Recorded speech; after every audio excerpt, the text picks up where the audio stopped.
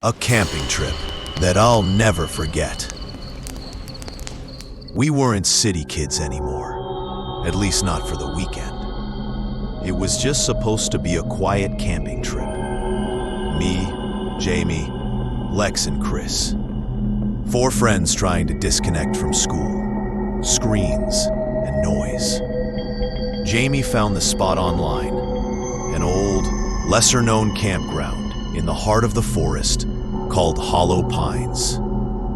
Supposedly abandoned, but still open for free use if you were brave or dumb enough to try. There were no marked trails, no nearby towns, just dense woods, old fire pits, and a name that sounded like something out of a ghost story. Perfect. We packed light, tents, food, flashlights, power banks. Jamie brought a hatchet he was way too excited about. Lex brought her camera. Chris brought weed. I brought an old notebook to sketch and write. No cell signal was the point. The first strange thing happened before we even reached the site. As we drove deeper into the forest, the road narrowed until it was barely wide enough for Jamie's SUV. Trees leaned inward from both sides, branches scraping the roof like long fingernails. Our laughter died down. Even the air felt heavier. "This place is weird," Lex said from the back seat, staring out the window. "Like off." Jamie grinned. "That's the charm." Chris rolled down his window and shouted into the woods, "Hollow Pines, baby! Come scare me!" A few crows took off from the branches above. Otherwise, silence. We reached the clearing by late afternoon. A forgotten fire pit, a broken wooden sign, and a perfect view of the thick tree line. The site was surrounded on 3 sides by forest so dense you couldn't see more than 10 feet in. We set up 2 tents, started a fire, and unpacked the cooler. By dusk, we were roasting marshmallows and trying to one-up each other with creepy stories. But all of them felt lame compared to what came next. It started that night. The wind had died completely. The forest was silent. I mean truly silent. No crickets, no owls, not even rustling leaves. It felt like the whole place was holding its breath. I was lying in the tent I shared with Chris. He'd passed out already, snoring softly. I couldn't sleep. Then I heard it. Tap, tap, tap. At first I thought it was just a branch falling, or an animal walking around. But then it came again. Tap, tap, tap, deliberate, rhythmic, not random. It was coming from the side of the tent, right near my head. I held my breath, frozen. The taps were too slow to be rain, too precise to be an animal. I waited, staring at the nylon wall. My heart thundered in my ears. Then, nothing. Complete silence. I stayed awake for hours. Chris woke me up around 7, unzipping the tent and stepping into the cool morning air. I sat up, rubbing my eyes. Jamie and Lex were already up, making coffee over the fire. Then Jamie said, "Dude, come look at this." Just behind our tent, in the patch of dirt, were tracks. Not boot prints, not animal paws. Bare feet. Long, wide, too long, and only one set. They didn't circle the camp. They just appeared. From the tree line to the tent, then vanished. Chris laughed nervously. "Probably yours." But they weren't. They were too big for any of us, and too wide apart. Lex took a picture. Jamie looked around, visibly uneasy.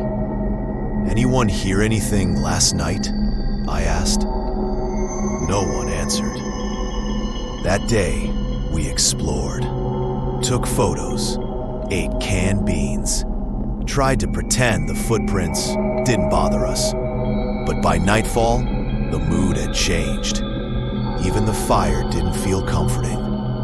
Lex sat closest to it, fiddling with her camera. "The trees feel closer than yesterday," she said, quietly. And she was right. They did. That night, I couldn't sleep again. I stared at the roof of the tent, listening. The forest didn't make noise anymore. It just watched. Then I saw it. Through the thin tent fabric, I saw a shadow. Tall, still, standing just outside the tent. I reached for Chris, whispering his name. But he didn't stir. The shadow didn't move. It didn't speak. It just stood there. I squeezed my eyes shut. And then, tap, tap, tap. 3 slow knocks. I opened my eyes. The shadow was gone. The next morning, Lex was pale and shaking. She showed us a photo she'd taken the day before.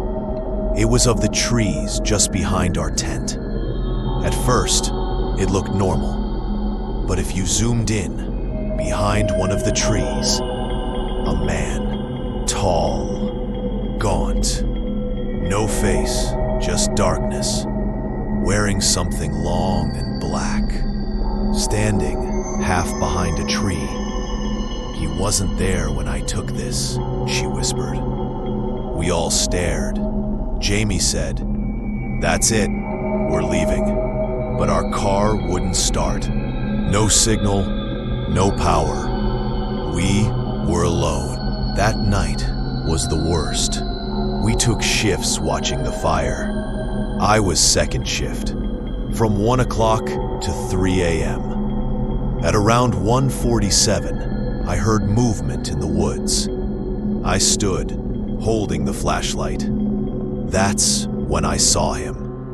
The man who walks between trees. He didn't walk like a person. He glided from one tree to another, never stepping out fully, just moving between trunks, watching. He never came closer than the tree line, but he was always there, always tapping. Chris screamed. We turned. One of the tents had collapsed. Jamie was gone. We searched for hours, but there were no tracks, just more bare footprints near the trees. And Jamie's hatchet stuck into a tree trunk like a warning. By the 4th morning, Lex was barely speaking. She sat staring at her camera. Chris was pacing non-stop, muttering, "It's a prank. Someone's messing with us." But none of us believed that anymore. We tried hiking out, thinking we could find a road. But the forest didn't end. After hours of walking, we ended up back at the camp, as if we'd been walking in a circle. Except we hadn't. We'd gone straight. Something was wrong with the forest. That night, we didn't sleep. The taps never stopped. Lex was next. I woke up to screaming. She was gone. Her camera lay open on the ground. The last photo was a blurry image of a tree trunk and something stepping out from behind it.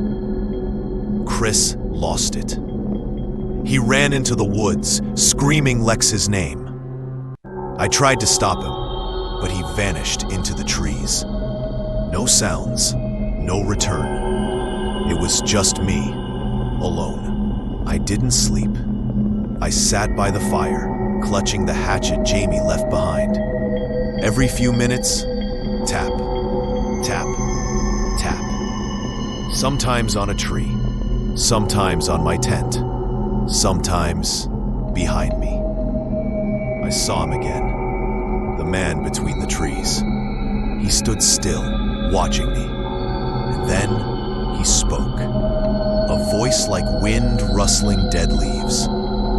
"You shouldn't have stayed after the first knock." I screamed, and everything went black. When I woke up, it was daylight. I was lying just off the side of the main trail. A hiker found me, called authorities. They said I'd been missing for 6 days. They never found Lex, or Chris, or Jamie, or any sign of our camp. Just my notebook, with 4 words scratched into the back page. I see you too.